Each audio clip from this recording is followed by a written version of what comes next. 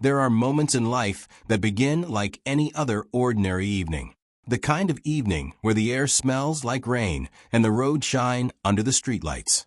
The kind of evening where a man is simply driving home, thinking about dinner, thinking about his children's laughter, thinking about nothing serious at all. This is the story of one such evening. An evening that started with routine and ended in silence that never went away. Rayan was 34 years old. He was not a complicated man. He did not ask for much from life, and life, in return, had given him everything that truly mattered. He had a small but warm home on the edge of the city, a home that always smelled like food being cooked and felt like a place where time slowed down. He had a wife named Sara who worked at a local school and who had a way of making every room feel lighter just by walking into it. And he had 2 children, Amir, who was 7, and little Nadia, who had just turned 4. To Rayan, these 3 people were not just his family. They were his entire world. Every single workday followed the same pattern. Rayan would wake up before the sun, make himself a cup of tea, and sit quietly for a few minutes before the house came alive. He would drop Amir at school, kiss Sara on the cheek, and drive to his job at a logistics company across the city. He was not in a glamorous profession. He managed shipments and delivery schedules. But he was reliable, and his manager trusted him, and that was enough. Rayan believed that a man who keeps his word and comes home to his family every night has already won something most people spend their whole lives searching for. After work, no matter how tired he was, Rayan always stopped at the small market near the highway on his way home. Sometimes he would buy fruit, sometimes a chocolate bar for Amir and a small juice box for Nadia. It was never about the gift. It was about the ritual.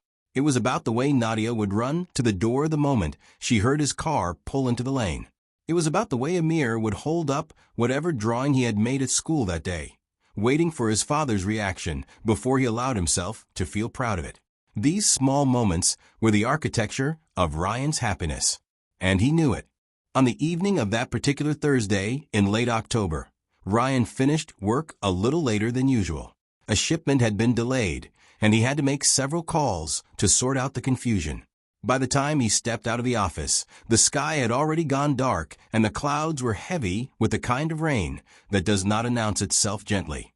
His coworker Bilal was walking out at the same time, pulling his jacket collar up against the wind. They exchanged the usual words. Long day. Yes. Cold tonight. Very. Take care on the road. Always do. Rayan reached his car and got in.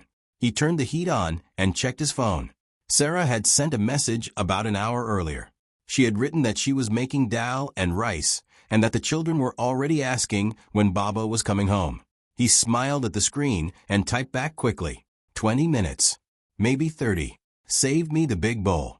He set the phone on the passenger seat, started the engine, and pulled out of the parking lot. He did not notice anything unusual at first. The rain had just begun, light and hesitant, not yet the kind that makes you grip the wheel harder. He drove down the familiar road, thinking about nothing in particular. It was at the first traffic signal, about 3 minutes into his journey, that the warning light appeared. A small orange symbol on the dashboard. Tire pressure. Rayan saw it, registered it, and felt the brief flutter of mild concern that most people feel when a dashboard warning appears. He leaned forward slightly, looked at it for a second, and then sat back. He had seen this light before. A few months ago, it had appeared, and he had added air to the tires at a petrol station, and it had gone away. He made a mental note to do the same tomorrow morning. Bilal had pulled up beside him at the signal in his own car. He had also noticed that Rayan was still sitting there, and he rolled down his window slightly and made a gesture toward Rayan's car. Rayan rolled his window down too. Bilal shouted over the rain that was now picking up. He said he had seen the warning light flash when Rayan pulled out of the lot. He told Rayan he should stop somewhere and check the tires before getting on the highway. Rayan waved his hand in the way that men do when they want to reassure someone without actually listening to them. He shouted back that it was probably nothing, that he had checked the tires just last week, that he would sort it out in the morning.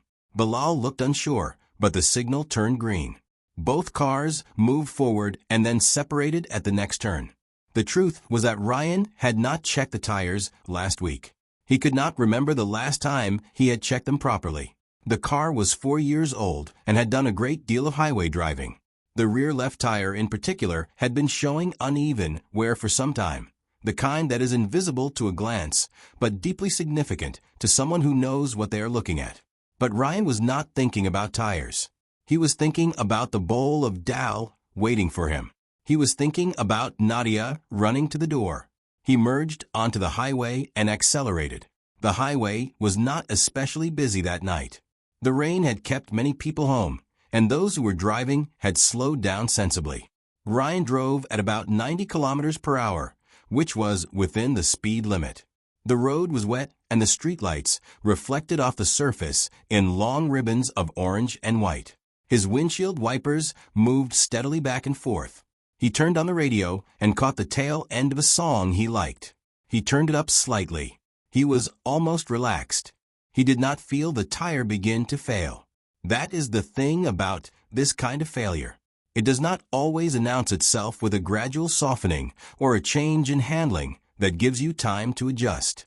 Sometimes, when a tire is already compromised and the road is wet and the speed is high, the failure is sudden and total. One moment the car is moving normally. The next moment everything is wrong. The rear left tire exploded with a sound like a gunshot. The car immediately lurched violently to the left.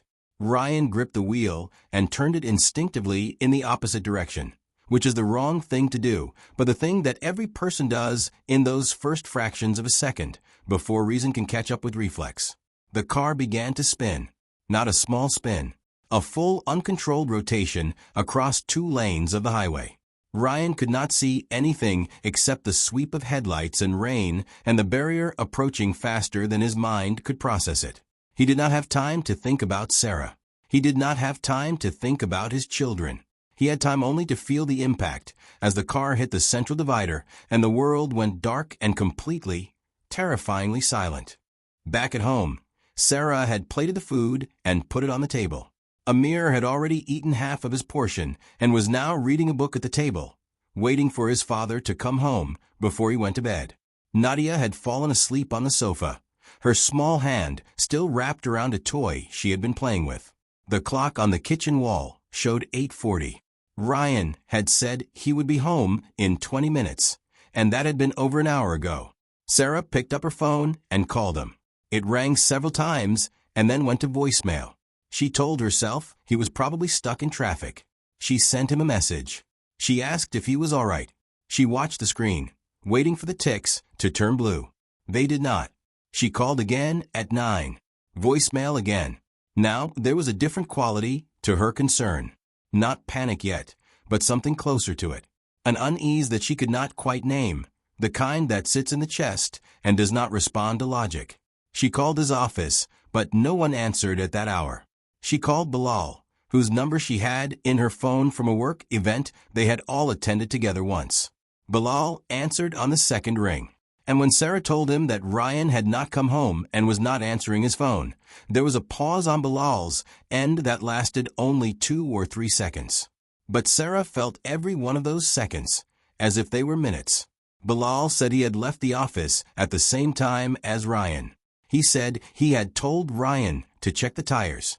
His voice was careful in the way that voices become when a person is trying not to say the thing they are actually afraid of. Sara thanked him and hung up. She went to the window and looked out at the rain. The street was empty. The lane where Rayan always parked was empty. Amir had come to stand beside her without her noticing, and when she looked down, he was looking up at her with the particular expression of a child who can sense that something is wrong, but does not yet know what to do with that feeling. She put her hand on his head and told him to go finish his chapter, and she would come tuck him in shortly. She kept her voice even. She had no idea how. At 10 minutes past midnight, there was a knock at the front door. Sara had not moved far from the window for the past 2 hours. She had called the local hospital. She had called the Highway Patrol Information Line. She had been told by a tired-sounding voice that there had been an incident on the highway earlier in the evening involving a single vehicle, and that she should come to the hospital. She had asked if the person was all right. There had been a pause. She had been told to come to the hospital. She did not need to knock at the door to tell her what had happened. Some part of her had already understood, in the way that the people who love us most deeply always understand before the words arrive. But she opened the door anyway.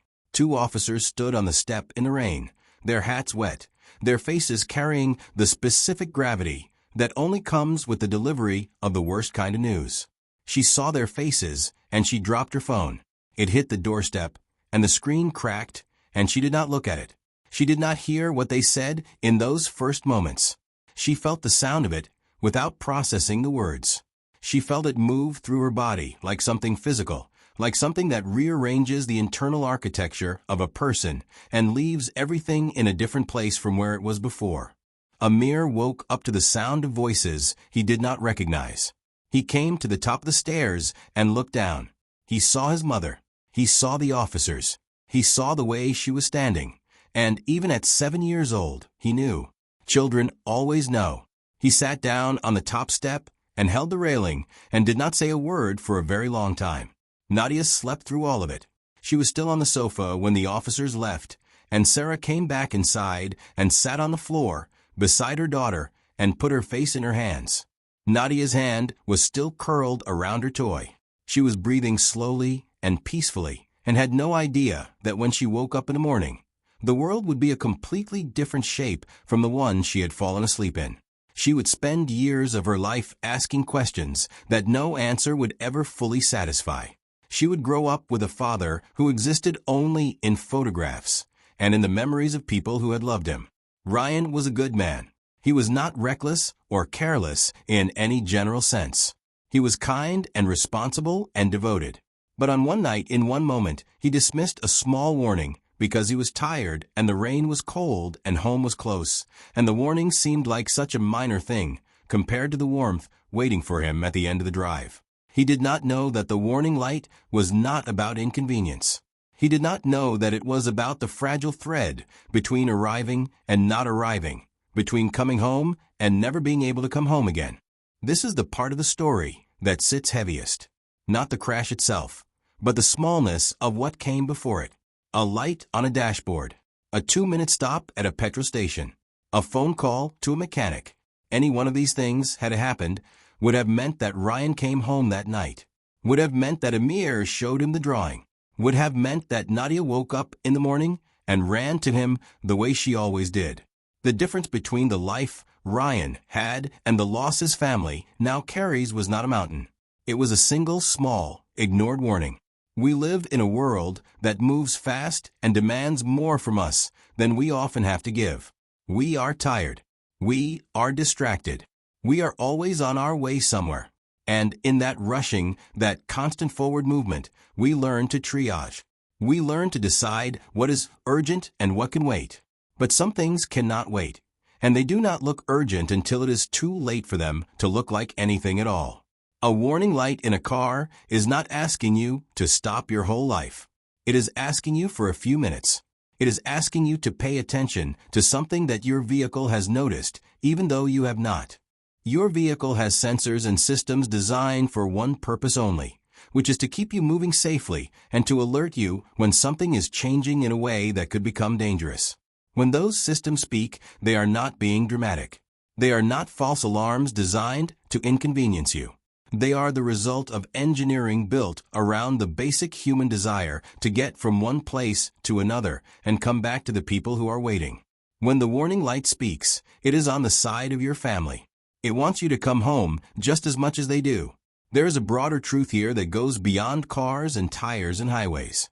Life sends us small warnings all the time. In our health, we feel something off and tell ourselves we will look into it next month. In our relationships, we sense a distance growing and tell ourselves things will get better on their own. In our work, we notice a problem forming and decide it is not urgent enough to address today. We are very good at deferring the small things. We are very good at trusting that tomorrow will be available to us for the things we are choosing not to do right now. But tomorrow is not a guarantee. Tomorrow is something we are allowed to believe in until the moment we are not.